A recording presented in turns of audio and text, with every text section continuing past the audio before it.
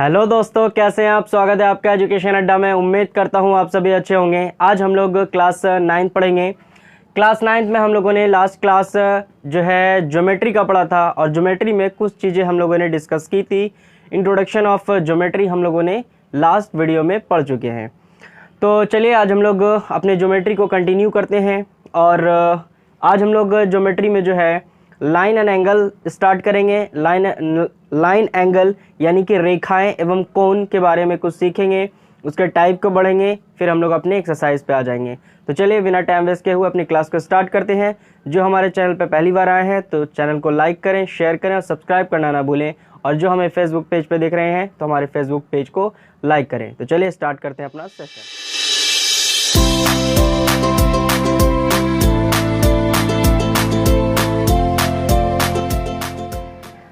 आइए देखते हैं हम लोग कि हम लोग ने ज्योमेट्री में लास्ट में क्या पढ़ा। ज्योमेट्री में हम लोगों ने सबसे पहले यूक्लिड साहब के बारे में पढ़ा था।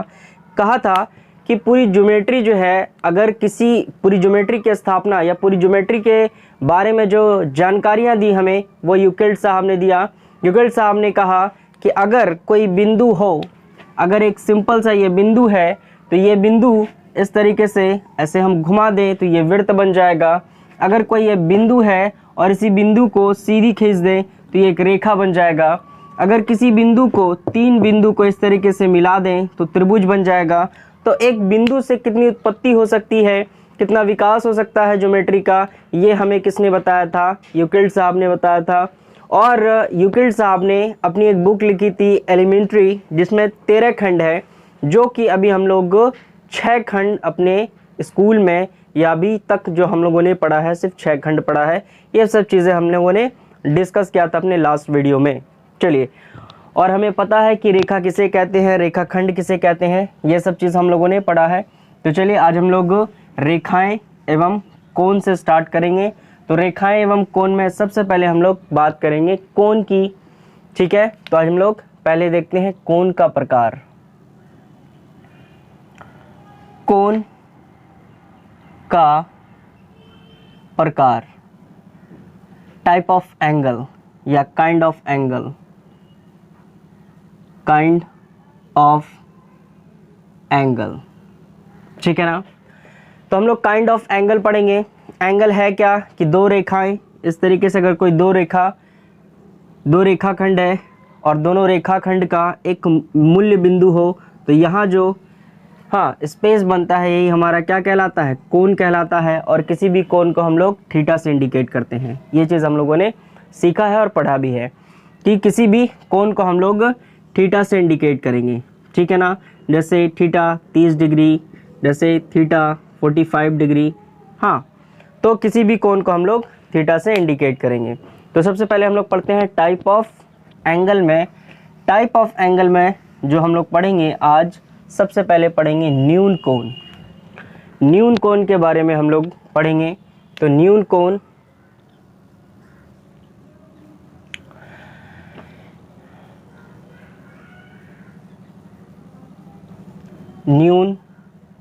कोण जिसे इंग्लिश में कहते हैं एक्यूट एंगल। अगर स्पेलिंग जल्दीबाजी में अगर मिस्टेक हो जाए तो स्पेलिंग पे ध्यान नहीं देना है, स्पेलिंग को आपको ठीक कर लेना है। ठीक है ना।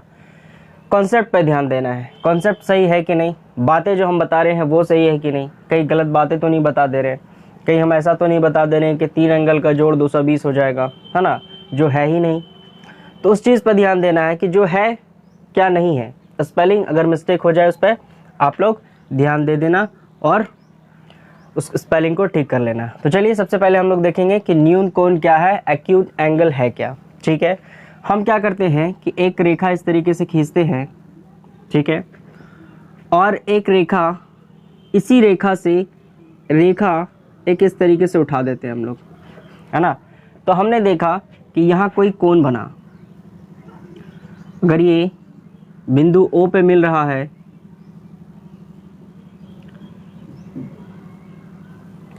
ये A है और ये B है, और ये बिंदु O पे अगर मिल रहा है तो यहाँ कोई कोण यानी एंगल जो है X बन रहा है। ठीक है, तो ये एक्यूट एंगल क्या होगा कि मान लिया कि अगर कोई एंगल है ठीक है।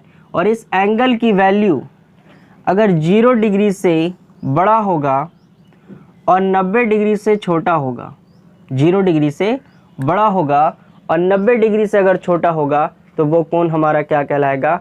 एक्यूट एंगल कहलाएगा, यानी हमारा न्यून कोण कहलाएगा। ठीक है ना।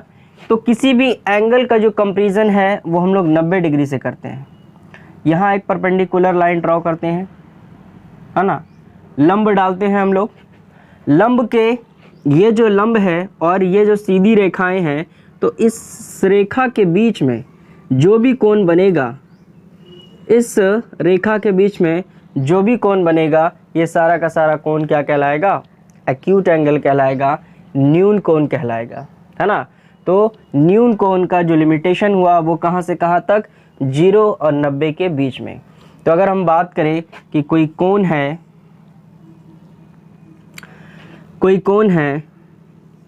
25 डिग्री, तो ये जो एंगल बन रहा है 25 डिग्री, ये कैसा है? तो आप कहेंगे कि ये न्यून कोण का फिगर बन रहा है और ये 25 जो है ये न्यून कोण है ना, ये एक्यूट एंगल है। डेफिनेशन जो है आपके स्क्रीन पे है, पूरे डेफिनेशन को लिखा भी सकते हैं आप, उतार भी सकें। तो इससे अच्छा मैंने स्क्रीन पे आपके डेफिनेशन आ रहा है, आप स्क्रीन से ही डेफिनेशन ना, वीडियो को पॉज करके डेफिनेशन उतार लें कि किसी भी न्यून कोण किसे कहेंगे? जिस कोण का माप, है ना, जिस कोण का माप 0 डिग्री से बड़ा और 90 डिग्री से छोटा होगा उसे हम लोग क्या कहेंगे? न्यून कोण कहेंगे, है ना। किसी सीधी रेखा पर एक लंब डाल दें, लंब के अंतर्गत जो भी कोण बनेगा ये न्यून कोण ही बनेगा। तो इसका जो लिमिटेशन हुआ, जो बाउंड्री लाइन हुआ, वो 0 और 90 के बीच में, 0 और 90 से ज़्यादा नहीं हो सकता। चलिए, यहाँ तक आप मेरी बात समझ पा रहे हैं। काइंड ऑफ एंगल में दूसरा एंगल क्या बनता है? तो दूसरा एंगल बनेगा आपका समकोण बनेगा। क्या बनेगा?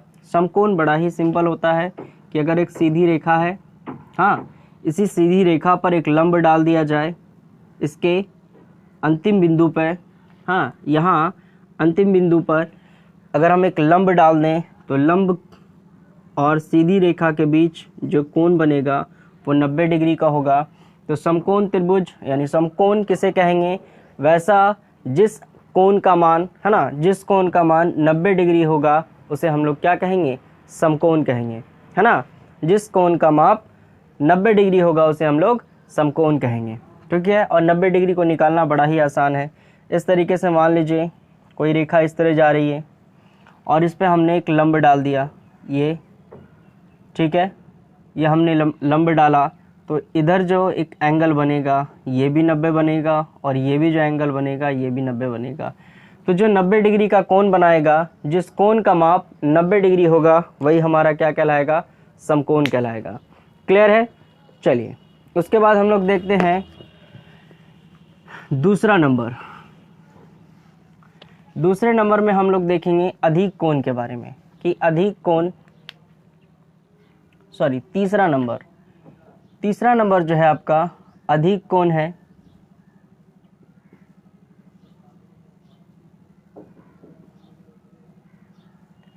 अधिक कोण को हम लोग इंग्लिश में ऑब्ट्यूज एंगल कहते हैं,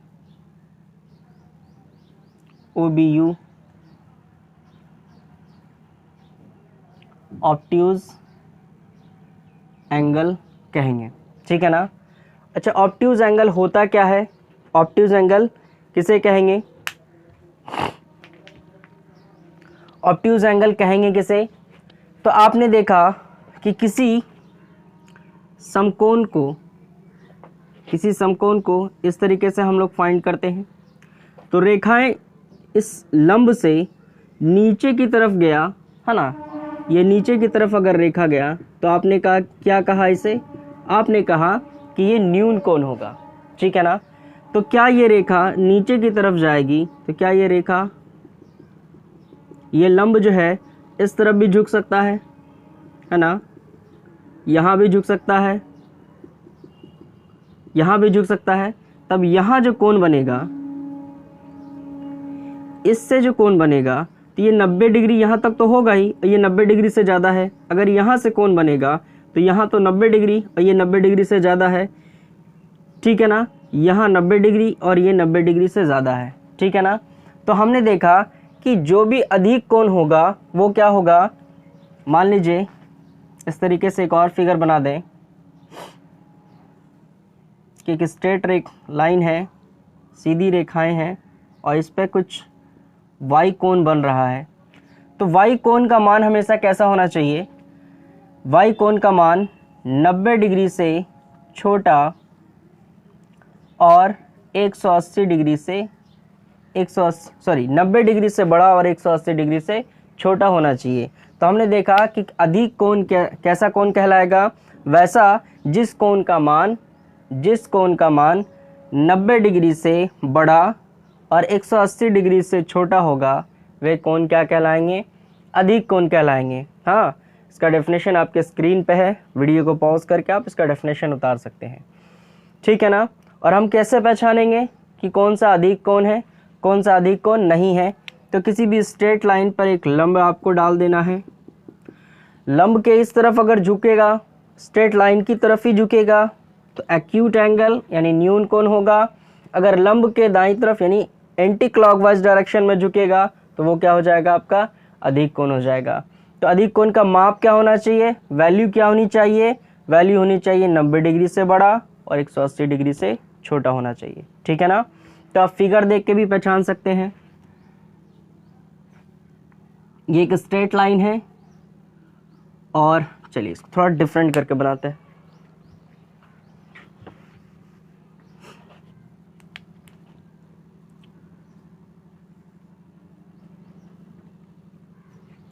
ये एक ऐसा कोण बन रहा है, ठीक है। तो आप मान लीजिए कि ये स्ट्रेट लाइन है और इस स्ट्रेट लाइन पर एक लंब डाल दीजिए। तो आपने देखा कि लंब से दूर जा रहा है एक एंगल, है ना, एक रेखाएं, ये जो लंब है लंब से दूर जा रहा है, इसका मतलब यहाँ से यहाँ तक तो 90 बनेगा ही, लेकिन ये 90 से ज़्यादा है। तो 90 से ज़्यादा कौन सा एंगल बनाता है सर, तो 90 से ज़्यादा आपका अधिक कोण बनाएगा, ऑब्ट्यूज एंगल बनाएगा।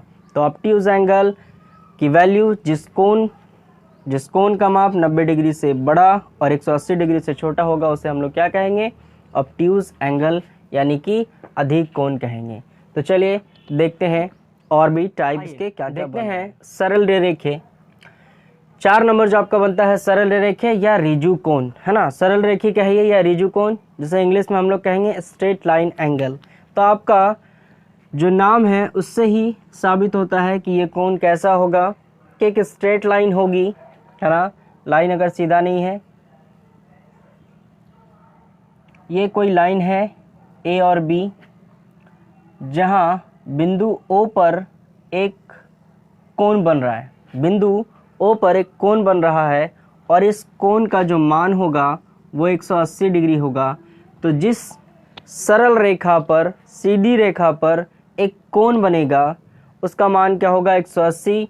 तो वही 180 मानने वाले कोण को हम लोग क्या कहेंगे, सरल या रेखी कहेंगे, या हम लोग कहेंगे रिजु कोण, और इंग्लिश में हम लोग कहें तो क्या कहेंगे, स्ट्रेट लाइन एंगल, है ना।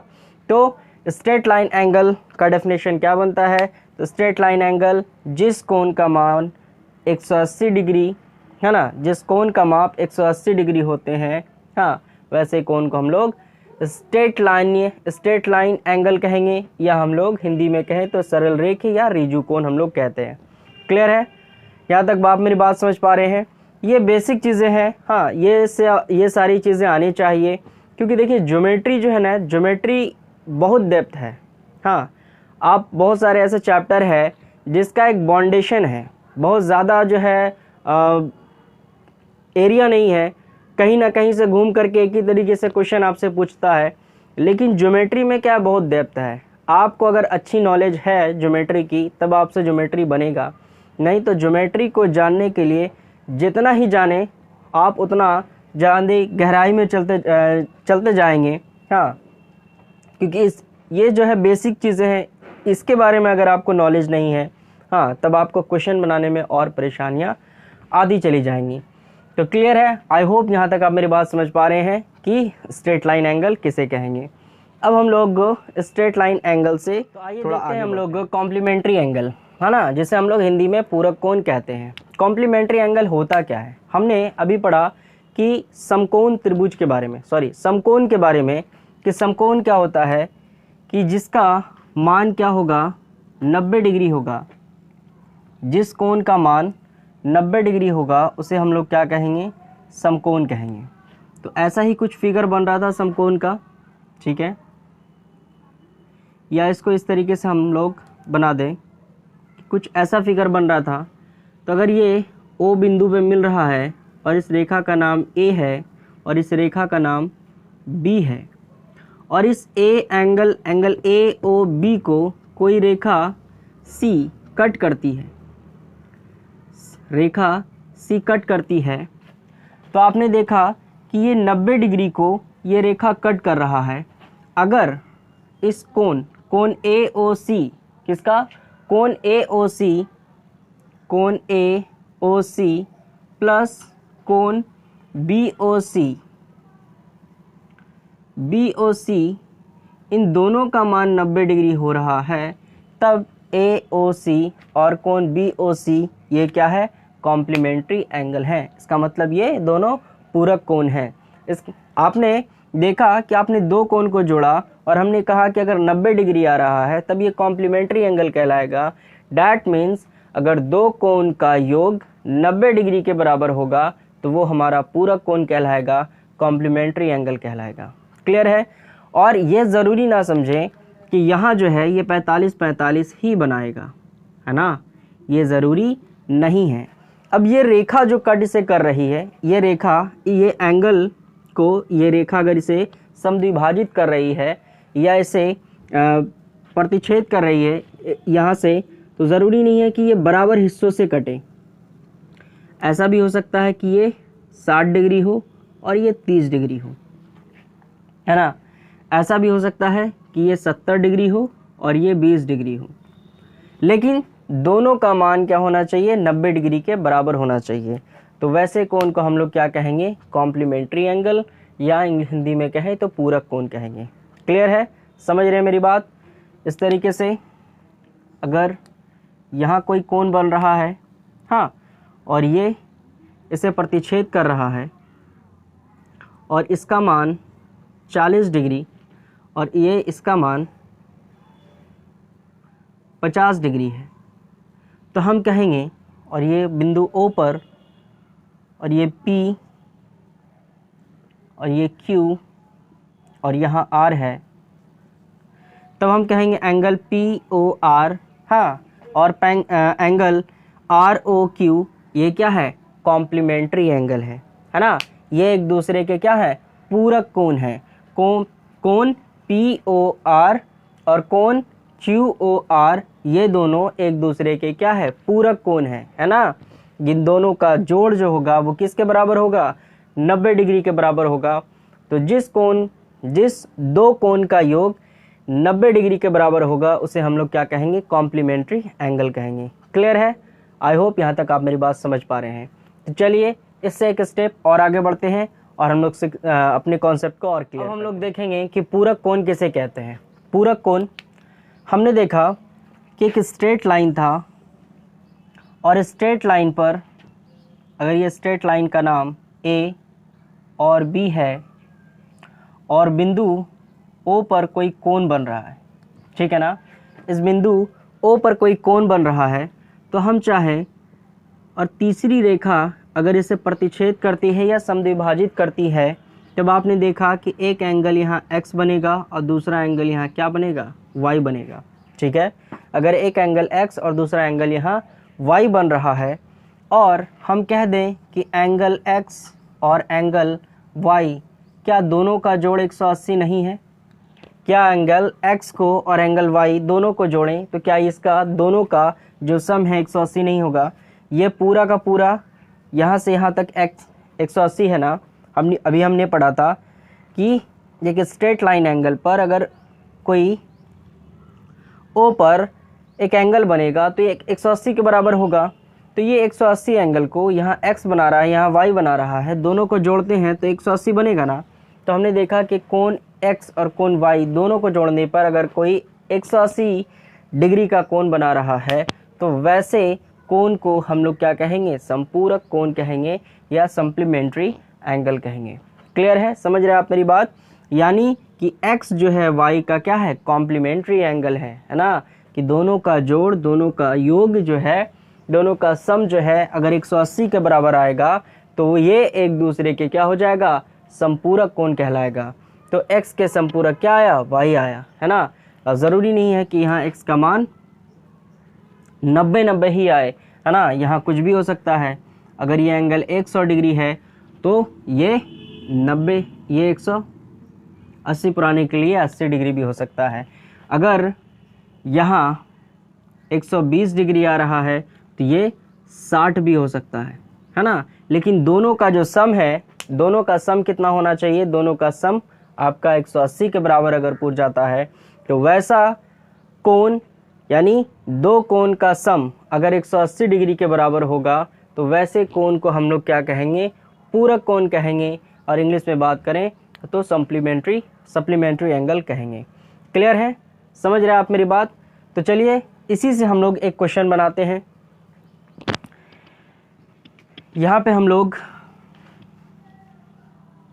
वैल्यू को थोड़ा चेंज कर देते हैं, इसी से एक हम लोग क्वेश्चन बनाते हैं जो आपका क्वेश्चन हमेशा ऑब्जेक्टिव में पूछता है।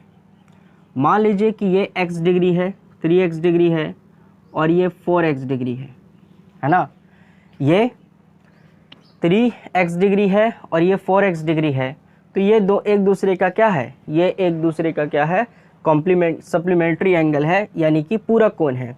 क्या हम ऐसा लिख सकते हैं कि 3x प्लस 4x डिग्री 180 के बराबर होगा, तब आपका आंसर होगा यस सर, ये ऐसा होगा, है ना। ऐसा हम लोग लिख सकते हैं कि 3x degree plus 4x degree किसके बराबर होगा, क्योंकि ये एक दूसरे के क्या है, कॉम्प्लीमेंट्री है, संपूरक कोण है, इसीलिए हम लोग इसे 180 के बराबर लिख सकते हैं, है ना। तो यहाँ x जो है 3 बार है, यहाँ जो x है वो कितना बार है, 4 बार है, तो दोनों को जोड़ देते हैं, या नहीं तो कुछ ऐसी वैल्यू लीजिए जो प्रॉपर कट जाए, है ना। तो कुछ चेंज करके यहाँ पर लिख देते हैं, डेसिमल में वैल्यू ना आए, ताकि आपको पहला क्वेश्चन समझने में आसानी हो। नहीं तो पहले में ही अगर डेसिमल जाएगा तो सिर ऐसा भारी होगा कि फिर इस क्वेश्चन को देखने से आप घबराएंगे। चलिए, अगर यहाँ हम लोग 5 ले लेते हैं और यहाँ 4 ले लेते हैं, तब ये आपका आसान हो जाएगा। तो ये 5x degree plus 4x degree, तो दोनों का सम क्या हो जाएगा, तो आपने देखा कि दोनों का सम जो है, हाँ 9 डिग्री यानी 9x आ रहा है, तो आप लिख सकते हैं 9x और ये क्या हो जाएगा 180 डिग्री, है ना। ये क्या हो जाएगा 180 डिग्री। तो x को हमने क्या सीखा है कि x के साथ जो भी नंबर होता है वो दाईं तरफ से बाईं तरफ आएगा, तो किस में चला जाएगा, भाग में चला जाएगा, डिवीज़न में चला जाएगा। तब आपने देखा कि x डिग्री बराबर क्या हुआ, 180 डिवाइडेड बाय 9 डिग्री, है ना। तो इसे हम इसे कैंसिल आउट करेंगे तो 9 के पहाड़े में ये 2 बार में आएगा और 0 है, बच जाएगा। तो इसका मतलब x डिग्री का जो मान आया वो कितना आया, 20 डिग्री आया। x का जो मान आएगा वो कितना आएगा, 20 डिग्री आएगा, ठीक है।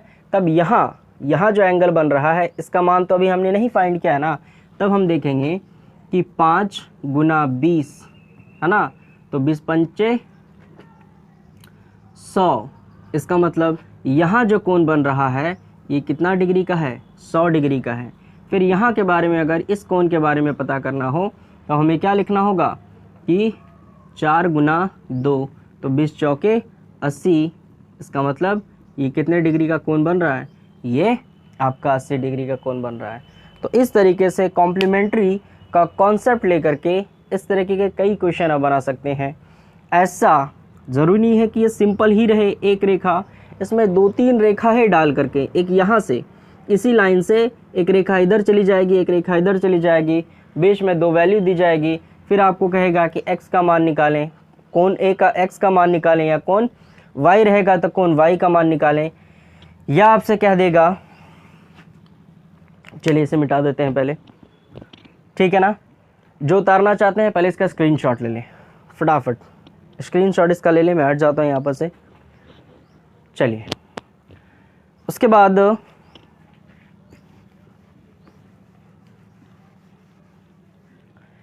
यह आपसे कहेगा कि कोण ए ओ बी बराबर क्या होगा, कोण ए ओ बी बराबर क्या होगा। या आपसे कह दे कि कोण बी ओ अगर इसका मान सी हो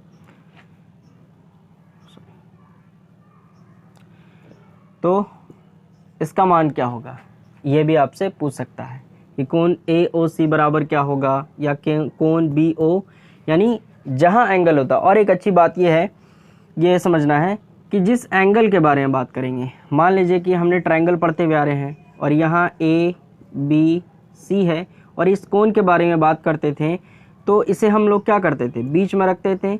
बी को बीच में रखेंगे तो इसे ये पता चलता था कि ये अगर बीच में है डैट मीन्स कोण बी के बारे में बात हो रही है। तो यहाँ भी अगर ये बीच में है डैट मीन्स ये इस एंगल के बारे में बात हो रही है, ठीक है ना। अगर यहाँ की बात करें तो हम लोग यहाँ से स्टार्ट करेंगे, इसके बारे में बात करें तो ये यहाँ से लेकर के यहाँ आ रहा है, इसका मतलब इस कोण के बारे में बात हो रही है। क्लियर है, छोटी मोटी बातें हैं ये। आई होप ये सब बातें आपको पता होनी चाहिए और ये पता रहती भी है। अगर नहीं पता है तो आप इसे अच्छे से प्रैक्टिस कर लें। आपके बुक में एक्सरसाइज में इस तरीके का बहुत सारा क्वेश्चन होगा, एक बार आप इसका प्रैक्टिस कर लें। फिर हम लोग नेक्स्ट वीडियो में जो आपका रिमार्क पोर्शन होगा, जो आपको याद रखने लायक चीज़ है, वो मैं लिखा दूंगा, ठीक है ना। फिर हम लोग अपने एक्सरसाइज पर कंटिन्यू करेंगे। तो चलिए आज अपने सेशन को यहीं पे एंड करते हैं। जिसको वीडियो अच्छा लगा हो, जिन्हें वीडियो अच्छा लगा हो तो वीडियो को लाइक करें, शेयर करें और सब्सक्राइब करना ना भूलें। Thank you.